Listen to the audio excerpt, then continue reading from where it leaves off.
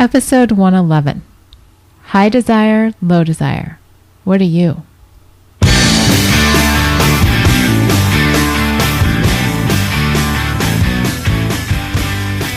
Welcome back to One Extraordinary Marriage, where we talk about life, love, and the pursuit of intimacy. You're here with Elisa DiLorenzo. And Tony DiLorenzo. And we are back after a week of dealing with illness that was hitting each one of us about every 48 hours. Except for me. You were feeling a little run down by the end of the week. I was, yes. I was feeling run down, but I didn't get sick. You didn't get sick. Way to stay strong. Stay strong. We missed you guys last week, and we did. Was not for lack of trying, just so much was going on, and just busyness. Well, and sickness. Yeah, but we've had some pretty busy weeks, and I think I'd like to touch off and start the podcast off with, I think in the last 2 weeks, Elisa and I have had sex once or twice. Twice. Okay, but let's also add in the caveat there that I did have my period, so that takes a week. Right. And we had it like the day before my period. And then there was a week that you had your period, and then there was like a week about with kids being sick and everything. Yeah, we still made it happen. But we weren't on our schedule. Well, we did it around the period. Just as an FYI, it just seems longer, but wow. we still fit in. Yeah. See how my brain is working, folks? I feel like it's been forever. And Elisa's like, no. We've been doing it fine. We didn't miss our intimacy lifestyle. We didn't miss it. See, we missed one section of it, but that's going to happen anytime I have my period. And that's why we're talking about high desire, low desire this week. Me being the high desire spouse and Elisa being the low desire spouse. Yeah, we're good. We're good. You missed one 3-day window. Okay. Wow. I feel like I've missed a lot more. I don't even know what to say. Perhaps you should keep your calendar, and that way you can keep track, and you'll know that we're right on track. My calendar's in my head, and I'm trying to keep track that way. But it has been busy around our house with ball games, church stuff that we've been doing. And you guys know this. We talk a lot about, hey, there are times when things are on your plate. And this is what happens when there's a lot of things on our plates. For me, anyways, even desiring Elisa, there's so much going on around that, man, I'm tired out too. And missing, the connection that we've had. We got it back today, and then actually a couple days ago, we could just sense everybody started getting healed and well, and we're just like, oh, okay, let's get back into what we know, what we got to be doing, and wipe some things off our plate. Our small group ended on Sunday, yes, sir. Yeah. Which was a fantastic small group. If you guys haven't checked out Not a Fan, please do. I mean, it is just a fantastic series, and I think it will touch you in some way or other. It will definitely challenge you. Yes. Wherever you are in your walk with Christ. And it's one of those studies that you don't even realize, I think, that it's touching you. Mm-hmm. You just find yourself thinking about the material, and you're like, oh, maybe I should change my decisions here, or maybe I should do this. And it will, in some instances, kind of, slap you in the face and give you that big wake-up call. And in other instances, I just know from hearing the discussions around the tables with this group that we were leading, we ended up, I think, with probably about 40 people. We started with about 60, ended up with about 40, which is about right for a group. And, just one of those things where it was wonderful to see the friendships made as people were really being truthful and taking off their masks and saying, you know what does it mean to be a follower? Mm-hmm.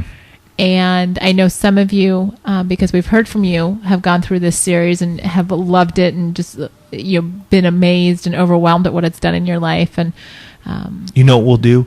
We'll link up their Facebook fan page, because what they plan on doing is that once they hit 40,000 likes on Facebook, they're going to show each episode once a week. So there's like 6 episodes and they're going to put them up for free. Where usually if you wanted to just download it or view it for a day, it's like $1.99, or if you could buy it on Amazon, whatever. I'll put a link to their book on Amazon, all that stuff and as well. They're close. I mean, they're within, I think 800 fans. Yeah. When I was looking at earlier, of hitting that number. And so, if all of our one listeners, one of our easily. one Facebook fans actually clicked over and liked their page, that would be enough to make a difference. Mm-hmm.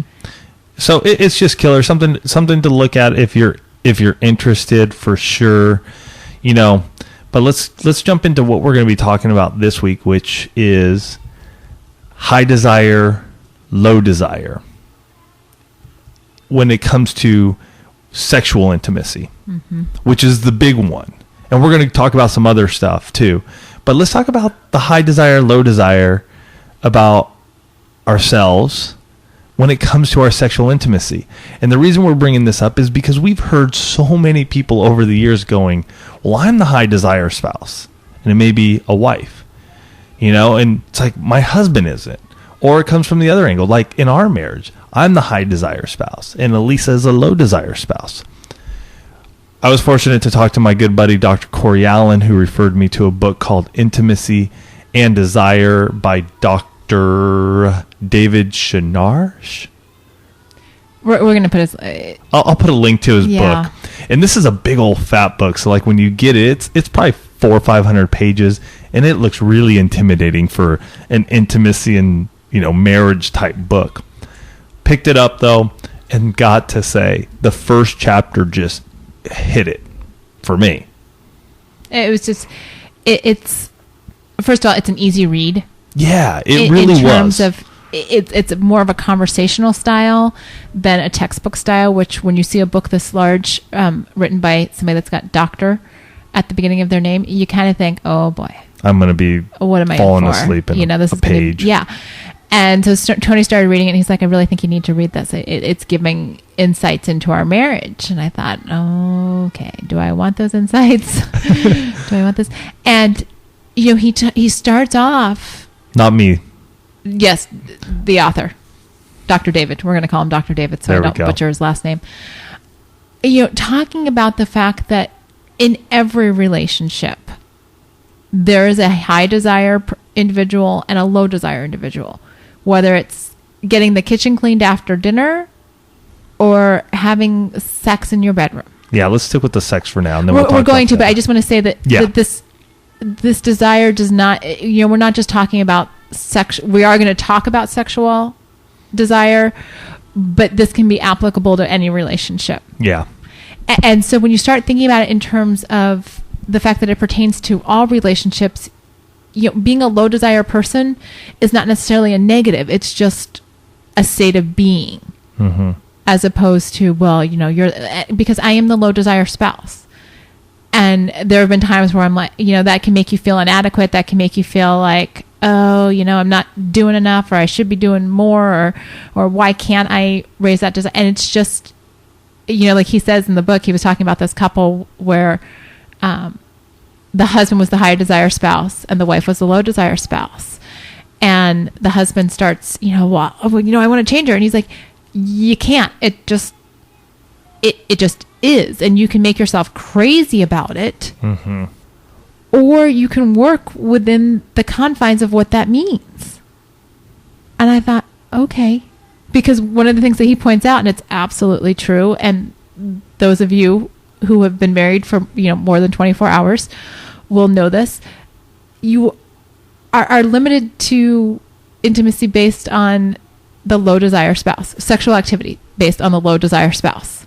Yeah, the low desire spouse controls sex, whether they want to or not. And sometimes it's a burden. And that was true too, because you know what? There are times when I wish that I was like, woo, let's do it 10 times in a week. I'd be all over it.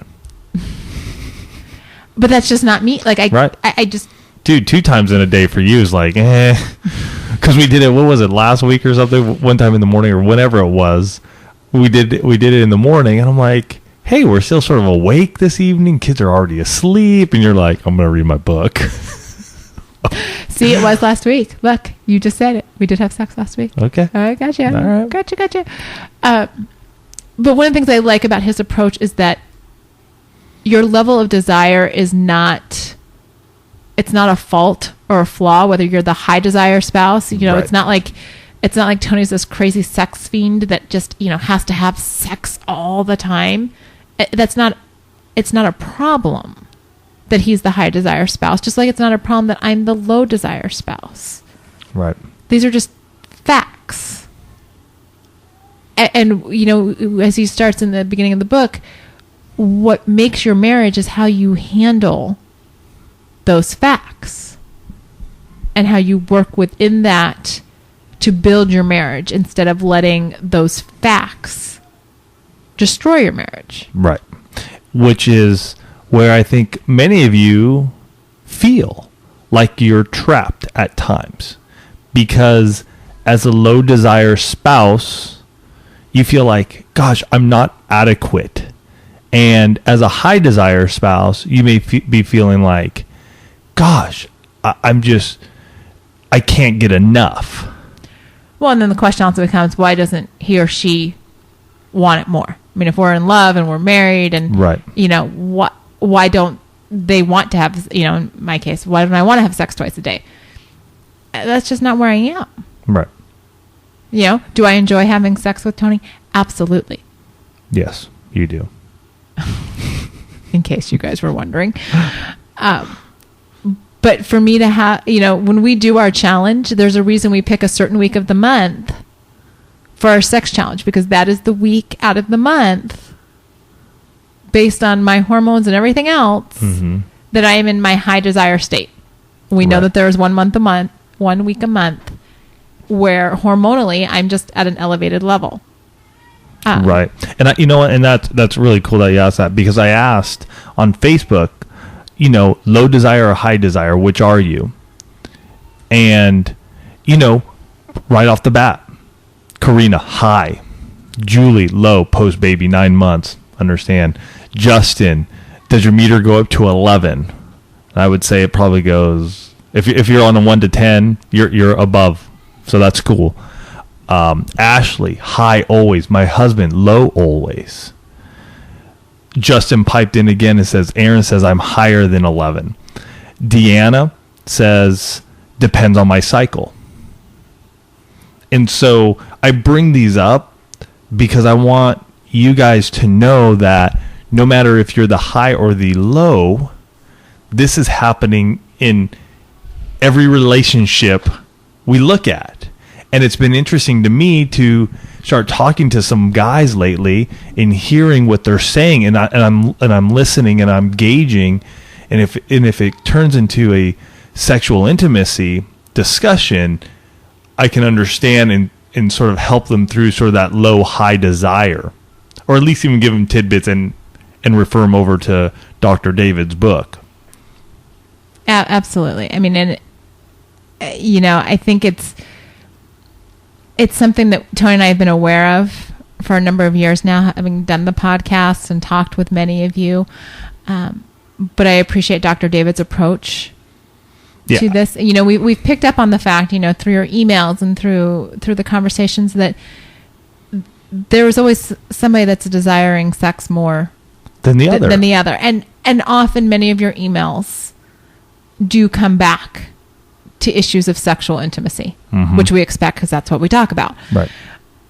But having his take on why that is and how that is, changes our perspective, you know, on our own marriage. And we hope as we share this book and insights from this book, and we probably won't be talking about just this one time, because we just started reading it. Yeah, it's 400 plus pages. Yeah, give us a little bit of time here with everything else we've got going on. But you know, I hope it gives you the opportunity to look at your own marriage and say, okay, you know what? This is not... I'm going to back up for a second. If you are in situations where there is sexual addiction, where there has been sexual abuse in the past, and there are these other issues right that you are dealing with, what we're talking about is not going to necessarily apply. And I do want to say that because I don't want somebody saying, well, you know what, we are dealing with sexual addiction. And so, you know, my wife or husband is oversexed. That's a whole nother issue. That needs to be treated. You need to be working on that. Yes. You got to get free of those before you can start working on other aspects. Right. Because that taints it taints the marriage. Yeah. And so I do want to, before we go further in the conversation, I just want to make sure that we've addressed the fact that there are those issues that would lead to high or low desire. Mm-hmm. And there are even some medical issues. But we're talking about in the absence of that medical issues or, you know, sexual abuse, that type of stuff. You guys are going along in your marriage, and, you know, and desire, you know, it can flip-flop too. You know, you can have somebody where at the beginning of the marriage, they're the high desire person, and then over time they become the low desire person. Mm-hmm. Or, you know, there are stressors going on in life that impact that. You know, so there are a lot of times desire can be situational. Mm-hmm. In terms of what's going on in life. I mean, think about the woman that's just had a baby, and, you know, I mean, we had the one comment, you know, 9 months postpartum and, you know, low desire. Totally get that. You're fatigued. You've got this little one that is very needy just because of their age. It's amazing that you know, you are going to have to put forth a little more effort there. And right. Husband's got to be a little more understanding because of the demands on your body physically. Yeah, especially if the husband is a high desired spouse. Exactly. So that's a situational thing. Mm-hmm. You know, job related stressors that can impact desire. Mm-hmm. You know, there's a lot of that going on these days. Economic stressors, you know, other family pressures. So you take this all into account and you're like, oh, hold on a second. This whole desire issue, that just kind of puts us into the normal realm. Right. I think the big thing is now that it opens up your eyes and you're going, wait a minute. Okay, I see this. The conversation has to start. Mm-hmm. This is where, okay, you realize you're normal because one spouse is high, one spouse is low. Okay, now the conversations have to start. Again, I'd say pick up this book and both of you read it. You can get them cheap. You know, get them used on Amazon. Again, I'll put a link to it. But start going through it and start talking about where you are. You know, you probably already know which of you is high and which of you is low. Probably isn't going to be hard to determine that. But it's working through that together so that the both of you can have the sexual intimacy you desire. That you want to have, because Elisa, even as a low desire spouse, wants to enjoy sex, and me as a high desire spouse, I still want to enjoy sex. I don't want her to feel like she's doing this just for me, because that makes it no fun for me. Well, and part of what we've created with our intimacy lifestyle does play into that. Mm-hmm. In the sense that because I am the low desire spouse, having those days where I have to initiate causes me to step up. Mm-hmm. Because because I've always been the low desire spouse. You know, you guys those of you that have listened for a while know that early on in our marriage, I was content to just sit back and wait for Tony. You know, I mean, if he wanted to go a couple weeks without, okay, no big deal. And honestly, I would sometimes just huff and puff and wait. I remember times sitting in bed going, I am not going to initiate. I'm not. I'm going to see how long it will take my wife to notice me and jump me. No kidding. I would just lie there in bed. I would wear no clothes. I would come to bed fully clothed. I would make comments. I would make remarks throughout the day. I would try everything. And then I would just lie there in bed and go, I am not going to do this. Until it got to the point where I was so fed up and so frustrated that she wouldn't do anything that I would make the move. And then afterwards, I'd feel like shoot, I had to go do this again. And did she really enjoy it? I can't even tell if she enjoyed it. You know, and did she just do it for me? Was she faking it? And so I would have this whole complex going on and being built up because I wanted her to so badly enjoy the experience with me. And I just never felt that. I just never got that sense that she really, really enjoyed it and wanted me. And so for many years, I mean, I would struggle with this. Just, gosh, you know, go through it. I mean, like she said, I would, you know, get so frustrated and finally just be like, I'm about to explode, so I might as well do something because she's definitely not going to. And Elisa wears a night guard because of her teeth. She grinds her teeth and it drives me nuts and it's bad for her teeth. So there's something we always say. when I know Elisa doesn't want to have sex, she'll come out of the bathroom and she'll click in before she even gets to bed. So I know on those nights that sex is off the table. Yeah, we call it my click in. Yep. I'm like, did you already click in? But years ago, it was just a struggle for me as a high desired spouse and not understanding all of this that we talk about now. So be understanding for those of you who are low desire. You may be looking at your spouse going, well, geez, they're just rearing to go all the time. There's frustrations going on. There are. You may be looking at them or her just going, oh, all they want is sex and this and that. You know, as a high desire spouse, you're just sorry. I'm trying to be serious. Our daughter, we've been having, I'm going to just say this real quick. I mean, we've been struggling with Abby at times. Just we just been really praying for that child. We love her, but you know, we've been struggling. And I think, and I know, Elisa and I come to the point that there's a big, both of the children have been just stressed out about us moving. And a big part of it is because this is a short sale. Lisa and I don't know where we're going to move yet. And we don't know when. So this isn't hey, we're going to move on this date. We finally figured this out. And just right now, though, the reason we're laughing is because we've had a heck of a week last week. Is one of the reasons we didn't podcast last week is because we were just so beat up emotionally and just fatigued physically from dealing with both of our kids.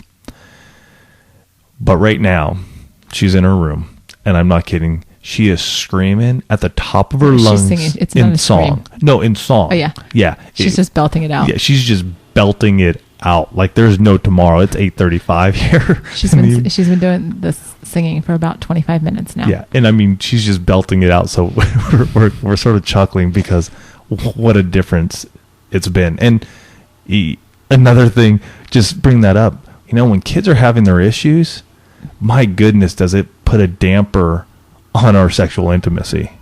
It really puts a lot of burden on both parents, on both spouses.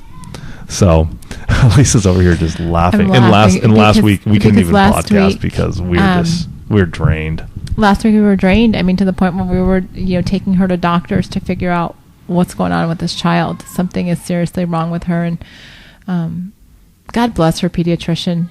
And this is a total aside, but you never know how God orchestrates things. And it was one of those deals where I was able to get an appointment like the next day, which doesn't seem to ever happen. Yeah. And then we got an 11:45 appointment, which I hate scheduling appointments to take my kids out of school.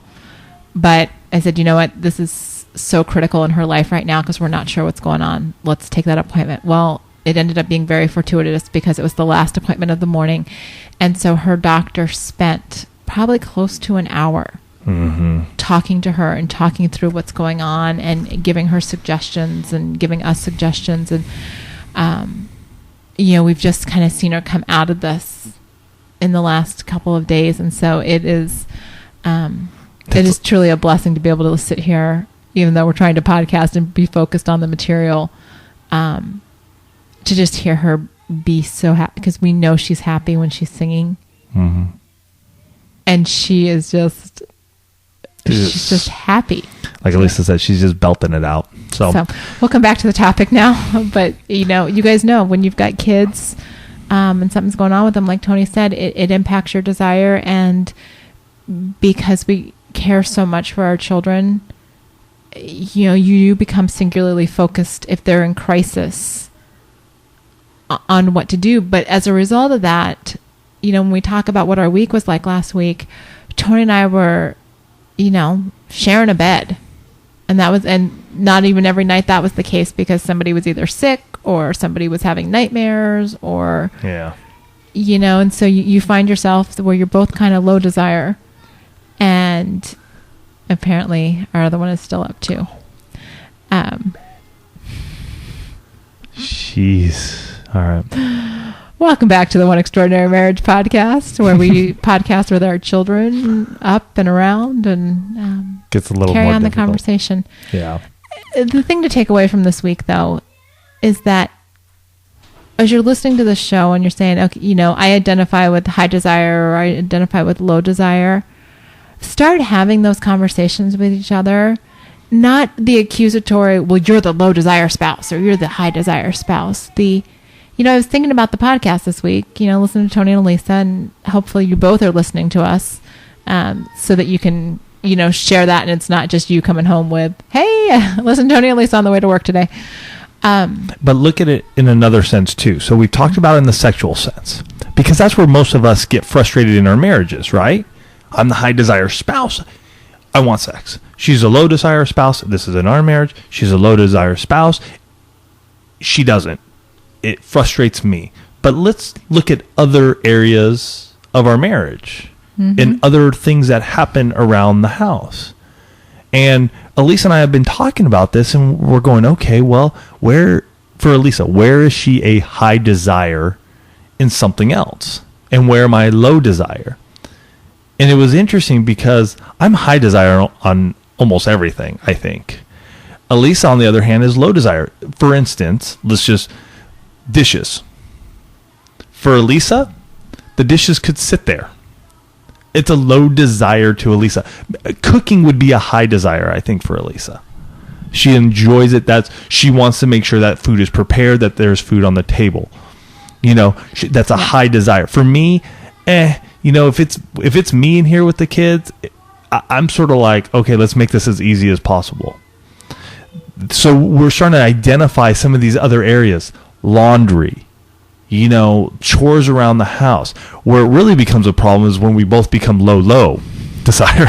So, for instance, I take on the dishes, but I do the dishes mainly because I see it as a way to serve Elisa. It is a way that I can serve my spouse. It's a nice payback after making dinner. Right. But I'm still a low desire when it comes to dishes. It's not like I have to have it done. So we become low. So if neither of us do it, then the dishes are going to just pile up. I do it as being a servant lover. And I have done that for many years. Mm-hmm. Again, that was after becoming very frustrated with what was happening, which was it was never getting done, and I would get frustrated at Elisa. So instead of just being frustrated at Elisa, I just picked it up and just started doing it. But now that we're learning this and finding out our desires in different areas, we are low at times. Mm-hmm. So look at your marriage in other areas. Is your husband per se, maybe he might be low desire when it comes to sexual intimacy, but he's a high desire when it comes to the garden. Right. Making sure it's all manicured and trimmed and looking great. For you, it's a low desire. You're like, what? Who cares? It can go another week. But you'll start to see in different areas where each of you may flip-flop, or you may be something like ours where I'm typically the high desired spouse and Elisa's typically the low desired spouse. Yeah, I mean, there are just a lot of things that I can live with, and I'm very content with where I am, and Tony is out changing the world. Trying to, but it is one of those things when you have that perspective. And I loved the story that Dr. David told in the book that again, going back to this couple in the first chapter, so the husband is high desire sexually and the wife is low desire sexually. And yet when it comes to the household chores, she is high desire and he is low desire. Right. And so when he started to relate to her, you know, how she feels when he doesn't help and this kind of stuff, she saw, they were both able to see the reverse of their sexual relationship. Right. And so it put that sexual relationship in perspective, and it also put the household relationship in perspective to say, oh, so when I nag him for not picking up his clothes or for not doing the dishes or for whatever, it's kind of like when he's nagging me to have sex. Oh, it's the same thing. Okay. We both have desires for different areas of our lives, but the whole nagging thing, pestering, whatever you do to try and get what you want, doesn't work regardless of, you know, what the issue is. Right. Because whoever the low desire person is, they're the ones that control it. And that is a key takeaway that we got from this book. Right. The low desire spouse controls. And so what Elisa and I have done, as she already mentioned, you know, our intimacy lifestyle. But let's go over a couple of things that we talk about in our book that I think that have also helped us along the way so that we don't get frustrated with ourselves, so that we can stay on task and we can be on the same page. So if you want to pick up our book, you can go to oneextraordinarymarriage.com. It's called Strip Down, 13 Keys to Unlocking Intimacy in Your Marriage. You can get a soft cover, you can get ebook, you can get audiobook, any of them. But number one, calendar it. Put it on the calendar. Again, this is sexual intimacy we're discussing, but again, this could go to other areas, right? Absolutely. Lots of you keep telling us we want to get out on date nights or date days. Well, calendar it. Put it on the calendar. If laundry needs to get done, just put it on the calendar. And it's a day that you guys know it's going to get done. For us, laundry is one of those things. And if you guys have kids, it seems like it just explodes. I don't understand it, but I think we start laundry now on Friday night and it gets done on Sunday. That's in the midst of doing everything else too. Yeah, that's in the midst of doing it, but it's just amazing to me that how long it takes us to do laundry anymore. But calendar it. Put it down and stick to it. Stick to it. Now, if you can't pick one day, do like Elisa and I do. You know, have 3 days each week where you get to pick one time. And I actually recommend that from a sexual standpoint over just picking one specific day, because it gives you leeway. Yeah. Life happens. Don't put all your eggs in one basket. Right. But if you need to get started. Absolutely. And this is, you know, if you're telling me, hey, Tony and Elisa, we're only having sex once a month, which is basically a sexless marriage by definition, then I would be like, okay, well, every Wednesday, then you guys are coming to bed and you guys are making it happen. You know, if that's what you need to do, take the lead. Take the lead. This is another big area that has helped us dramatically. Me being the high desire, it is nice that I know Elisa is going to take the lead once a week. And now, for us guys, here's the thing that I'm learning as well. For me, for Elisa to take the lead means she's coming to bed pretty much naked, maybe, you know, a nice little thong, underwear, high heels. To me, that's like take the lead. That's like, right. And then she's going to jump me. Maybe she's going to bust out the handcuffs or something like that. Let's get crazy. This is his fantasy. Yes, but this is what I'm thinking in my mind. Okay. But for Elisa, take the lead for Elisa, and I'm learning this, is more throughout the day. It's the little touches. It's the brushes up against me. It's the, hey, you're looking really good today. It's, you know, I love the way your hair looks. It's the hugs. That's her take the lead. And I've had to understand that, because I've always wanted her to just be like, let's get it on. And she's just like swinging off, you know, the pull-up bar in the garage, and we're having a great time. So that's just a heads up. And she knows I make comments about that all the time, especially when we're working out. Yeah. She won't take me up on that offer yet. Yeah. Change of scenery is another one. Get outside your bedroom for both of you guys. For goodness sakes, change it up. Find some different places. Find something, a new position that will work for the both of you. For a date night or a date day, change it up. Go somewhere different. Stop going out just to a restaurant and a movie and not talking to each other. Man, dudes, go make a picnic and go take your wife out to a cool little park and set it up. Watch the sunset. Get the babysitter set up for her. All right? I mean, these are things that you can do that will help you, I believe, because it's helped Elisa and I in many ways. Like, this month is my month to take the lead when it comes to our date night. So it's my time to take the lead. Get the babysitter set up. Do something different. Change it up. You know? And as we have done this and gone through this for 4 years now, there has been a change in our marriage. It didn't happen overnight. It didn't happen even in the first year. There are little changes that were made. But now, looking back 4 years, we can definitely see these changes. Right. And they're monumental. They're big. They're to the point that when we're around people, they notice. And they're going, well, how did you do that? Well, and it's, being the low desire spouse, that hasn't changed in the last 4 years. But what has changed is how I'm better able to satisfy Tony, and how I'm better able to express myself sexually. Staying true to who I am. Yes, most definitely. But still adding to our marriage. Right. And so you can be, I mean, let's face it, you can both want to have sex, 7 times a week, but one of you might be pushing for 8. The one that only wants 7, that's the low desire spouse. I mean, so when you're looking at this, you can... Good point.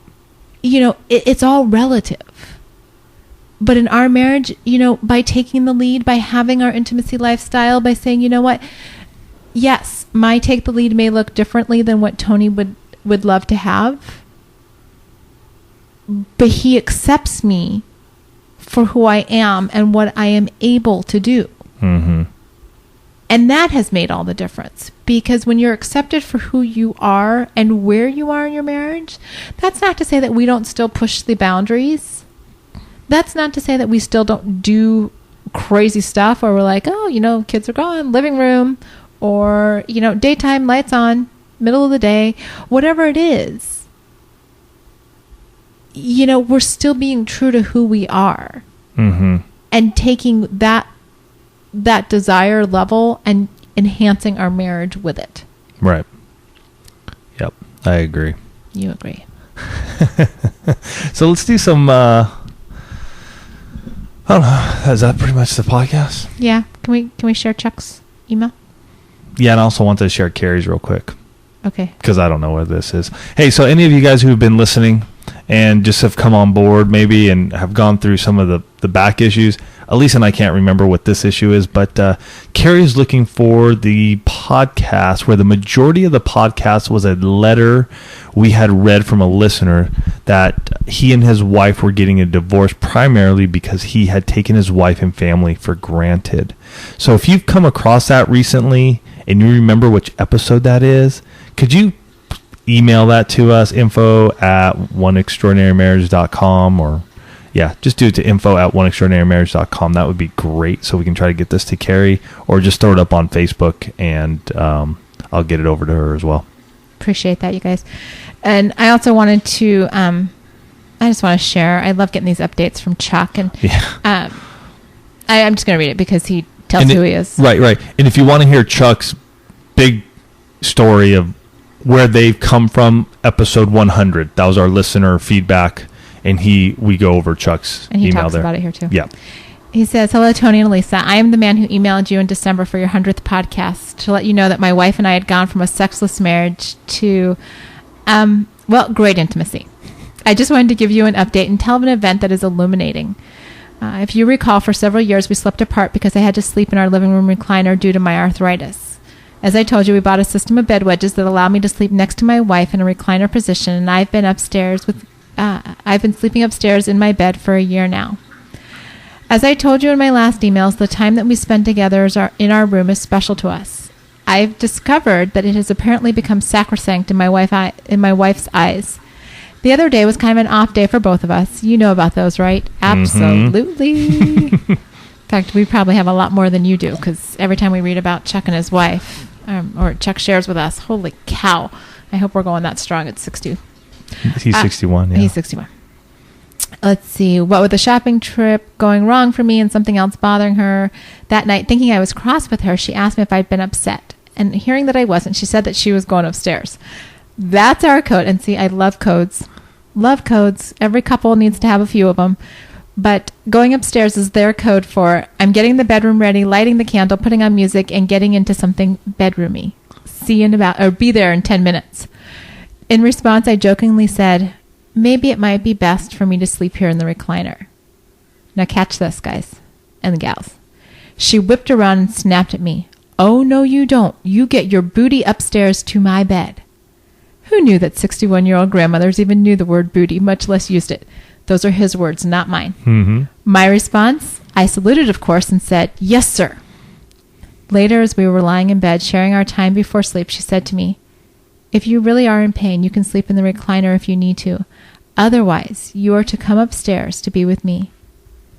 Back in December, you spoke in almost heroic terms about how I struggled through the pain to be with my wife. Let me tell you, it's not seen as heroic around here. Around these parts, it's not a heroic effort. It's a given. I am going to go upstairs at the end of the day. You got that, mister? It's a must. And it's going to happen. No excuses. I get no points for being heroic or devoted. And catch this, because this is probably, this is the heart of this message. You see, it's our lifeline. I'm pretty sure that my wife's reaction to the joking about sleeping downstairs was motivated by remembrance of the years of emotional separation we experienced and a fear of that ever returning.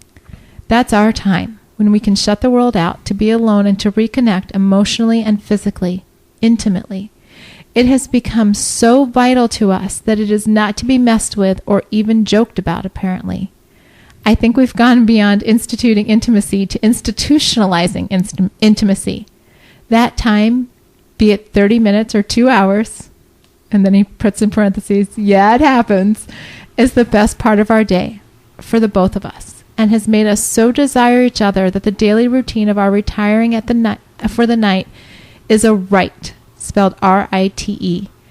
Emphasize that it's not a right as in a privilege, but a rite as in a ritual that is holy in our eyes. Yes, there's the fun part of all this intimacy that spills into our days, the smiles, the touching, the quick kisses, the winks, the clever innuendos and hints that aren't fooling anyone. And then this is cute too. He says, when your stay-at-home daughter tells your son when he's home on leave, I'm telling you, it's like bunnies around here, you realize you're not fooling anyone. But above this is the love and desire that we have for each other to possess, to please, and to be pleasing to the one whom my soul loves. That intimacy has been built by the time that we have set aside to be with each other for the other's sake.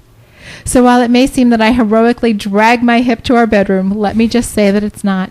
It's not heroic or noble. If I didn't do it, I would be in so much more misery, and so would my wife. Breathing isn't heroic, it's normal and necessary. Intimacy with my wife is just as necessary and vital, and it's normal. Intimacy is that needful to our marriage that it's not a sacrifice to do something to achieve it. It's a must. It's from Chuck. And awesome. There's really not a lot to say after Chuck writes us, because he hits the nail on the head. Yeah. You know, the effort that he and his wife have made to I love the phrase that he uses, institutionalized intimacy, that this is just what is. Yep. In their marriage. And I think we could all take a lesson or two from that, in spite of arthritis and, whatever, bad days that we all have, and we've all got physical ailments and we've all got stuff going on. But every day they spend that 30 minutes to 2 hours, wink, wink, connecting. Mm-hmm. and they have made that sacred time in their marriage. And you think about all the rest of us, and you think about what would happen if we all took that time. Mm-hmm. If we invested that time in our marriages, how would that impact not just our marriage, but all of the relationships around us? Because let's face it, whatever your desire level is, bring it back to what we're talking about. If you spend that time making your spouse be the most important person on earth to you, how can that not have everlasting repercussions? Right. So, Chuck, thank you for sharing this. We love getting your emails. We love how your words touch so many when we're able to share them on the air, and how you just sum up, what this focus on intimacy is supposed to be about. I mean, you guys rock. I mean, there's just no other word for it. And, you give the rest of us something to look forward to in our 60s. That's right. I just got to say, I mean, as we come up on our next 7 days of sex challenge in May, I have to say it. And, every time we have the older couples, those that have been married, many, many 30, more years than us. Years. And I got to tell you, it's like, it's like reading the emails from your favorite aunt and uncle going, geez, I want to be like that when I grow up. Yeah. I want to have that kind of sex life when I'm in my 60s. I don't want to be like the women that I talk to who are like, yeah, we don't. Yeah. You're the kind of couple I want to be like. And I think there are a lot of listeners to the show that want to be like Chuck and his wife. And it takes time. It takes time. I mean, they have invested in their marriage. Right. They have made it a point. This is a year-long plus transformation for them that you're reading. Yeah. And listening. So don't think if this is the first time you've heard the story about Chuck and his wife that this is a couple that has been fired on all cylinders throughout their marriage. That is not the case. Right. But there are a couple who didn't give up. There are a couple who said there had to be a better way. Right. And we're gonna, I mean, they've clawed their way. Based on the emails that it has taken a lot of effort to get to this point. But I love how she whipped around and said, "Oh no, you don't. Mm-hmm. You get your booty upstairs," and that demonstrates the desire that they both have. Yeah. For intimacy in their marriage, and that's what we hope for you guys. And start thinking about May. We are going to be finalizing here in the next couple of weeks the details for this May 7 Day of Sex Challenge. Yeah, because we're almost into April. I know. We got to pull out the calendar. We'll figure that out. We got to calendar it. And for all of you out there, you have a success story you want to share, you hit us up. You can hit it to info@oneextraordinarymarriage.com. If you are having an issue and you don't want it to be shared, please feel free to email us, because we don't share everything. We get loads of emails that you guys never hear from. I will tell you this. You email us, we're going to shoot you straight. We're not here to appease you. We're not here to please you. We're not here to brush things aside. Mm-hmm. I'm just letting you know that up front, guys. And I say it because I love you. We love you. And it's too much, too long, that people are going to just appease you so you can hear what you want to hear. We're going to tell you the truth. We're going to tell you the truth, and we're going to shoot you straight. And do believe and do know that Elisa and I read your messages, and if we don't get back to you right away, sometimes we got to just sit in prayer and think it through. But do know when we send you back and when we respond back, it's in love. All right? So hit us up. You can hit me at Ask Tony at One Extraordinary Marriage. Elisa is Ask Elisa at oneextraordinarymarriage.com. You can even call us 858-876-5663. Pick up our book. You're going to love it. Hundreds and hundreds of couples have enjoyed it, and I know you will too, and you'll get loads out of it. with that, we hope you guys have a fantastic week. Rock it. Keep us informed of what's happening with you guys on Facebook, and we'll talk to you next week. Love you guys.